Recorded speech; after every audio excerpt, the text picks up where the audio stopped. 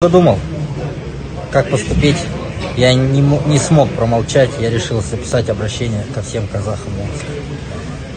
Все знают, что в Омске 30% это казахи.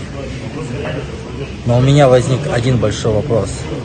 Почему рота на данный момент у нас 1000 человек до обеда была, а в этой роте всего было 5 казахов? Казахи, вы куда делись? Вы что, все сбежали?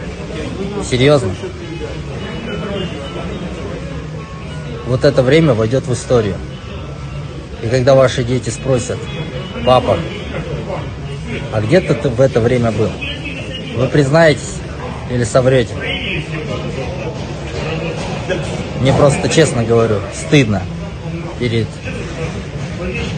не знаю, за свой народ. Потому что большинство казахов сбежало с Омска. Где ваши все понты?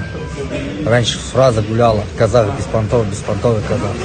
Получается, ваши понты были до того дня, пока Владимир Владимирович Путин не дал приказ о мобилизации. Мне стыдно за свой народ, честно. Да, пускай меня сейчас камнями закидают, скажут: молчи.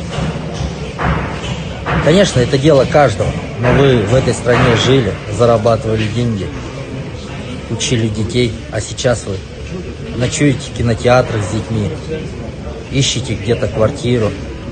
Встаньте перед зеркалом и задайте себе вопрос: кто вы после этого? Всем счастливо оставаться. А мы поедем уже скоро. И еще я хотел сказать, я преклоняю голову перед русским народом. Потому что все здесь, все это русские. Независимо, кто он был на гражданке: доходяга, бизнесмен, тракторист. Все здесь.